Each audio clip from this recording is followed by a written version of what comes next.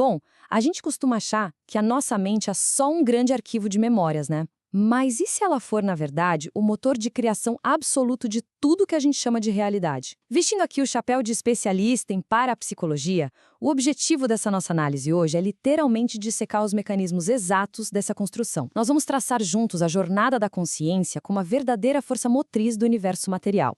E mais do que teoria, a gente vai ver a praxis, a aplicação tangível de como essa mecânica milenar governa o nosso dia a dia e molda a estrutura de absolutamente tudo que ganha forma ao nosso redor. Então vamos mergulhar nisso. Pensa comigo. E se o mundo físico for só uma ilusão? Um cenário gerado inteiramente pelo pensamento. É uma provocação que desestabiliza totalmente o que a gente considera real, mas a gente precisa questionar. A matéria tem existência própria, independente, ou ela é uma funcionária subordinada à nossa mente? A grande tese aqui sugere que o mundo físico é um subproduto direto da intenção. A ideia antecede a matéria de forma absoluta. Basicamente, cada objeto, cada situação ao seu redor é só a cristalização de um pensamento que foi focado e mantido. A realidade tangível opera sempre a reboque da formulação mental. Para ancorar essa quebra de paradigma, a sabedoria ancestral é categórica. Sabe aquela frase da música, Ori é rei? Ela decreta assim: antes do corpo existe o pensamento. E, gente, isso não é só uma licença poética bonita, não. Isso é um postulado da existência. Qualquer mínimo movimento no plano material precisa primeiro vibrar lá no espectro mental, no abstrato. Sem essa fagulha antecedente, o corpo e a própria realidade física simplesmente perdem a direção e perdem a capacidade de se manifestar no mundo. Vamos entender isso um pouco melhor, passando para a lógica universal da criação. Ao longo dos séculos, várias tradições místicas basicamente mapearam esse mesmíssimo processo de psicocinese. Isso ilustra de forma brilhante que um pensamento isolado nunca é suficiente. Ele exige uma ação contundente para existir de fato. Olha só que interessante. Na Umbanda, a gente tem Exu Mirim como a ideia embrionária, mas é a ação de Exu e Oxalá que realmente constrói o plano físico. Na astrologia, Netuno sonha, concebe, mas é Saturno que exige a materialização bruta e a disciplina. Lá na gênese do cristianismo, no princípio era o verbo. Repara que o verbo é uma ação primária e não é uma palavra estática. E no hinduísmo, quando os olhos de Brahma se abrem, isso engatilha instantaneamente um novo ciclo material. Ou seja, a ideia precisa sempre cruzar essa ponte da ação para ganhar peso no mundo real. E isso nos leva direto para a nossa próxima parada, a evidência parapsicológica. Porque, olha, o que as mitologias antigas chamavam de magia, a academia atual estuda com um rigor científico absurdo. A gente está falando de instituições de ponta como a Duke University e a nossa USP legitimando e investigando de perto essas anomalias. A pesquisa moderna foca em coisas bem claras: percepções extrasensoriais, tipo telepatia, a própria psicocinese, que o pessoal chama de PICA, onde a mente afeta diretamente a biologia em eventos como cirurgias espirituais, e, claro, o ápice dessa investigação, que é a hipótese da sobrevivência da consciência. Os dados empíricos que a gente tem hoje provam que a mente não é refém desse nosso cérebro biológico. Ela é uma força criadora autônoma que vem muito antes dele. O que nos traz para o conceito fundamental da mente soberana. Agora, se a consciência cria a realidade e sobrevive a tudo, onde exatamente fica esse núcleo de poder? As tradições afro-brasileiras oferecem uma resposta incrivelmente precisa para isso.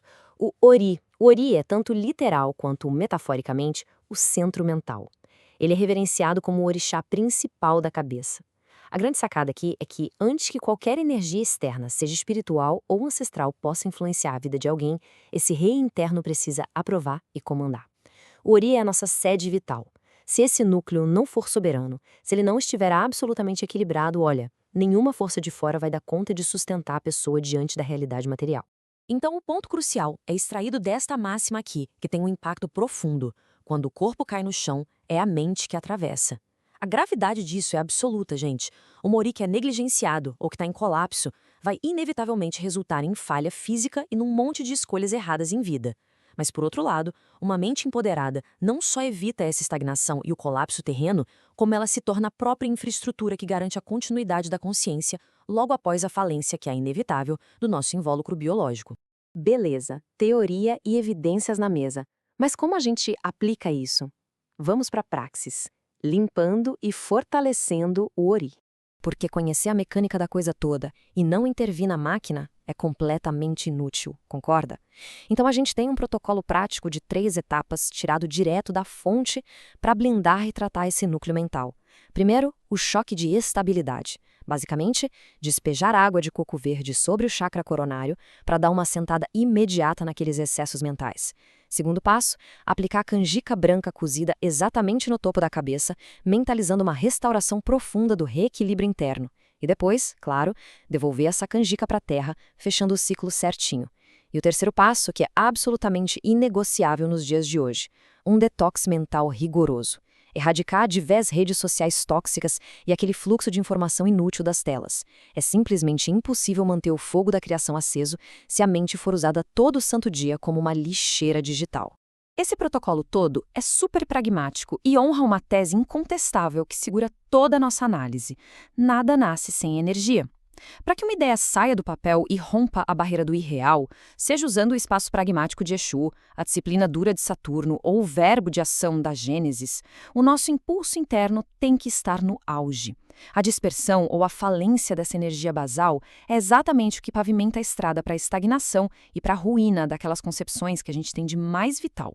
O mapa está na mesa, né? A gente dissecou as raízes místicas, atestou a validação científica por trás e estruturou um protocolo perfeito de blindagem. A realidade material obedece de forma cega e absoluta à força do nosso Ori. Diante do peso colossal dessa responsabilidade sobre as nossas ideias diárias, fica no ar essa grande desestabilizadora questão. Qual será a realidade que a gente vai construir deliberadamente a partir de agora? A mente dita a regra de tudo que a gente vê e toca. Agora resta decidir com precisão cirúrgica o que é que a gente vai escolher trazer para a vida.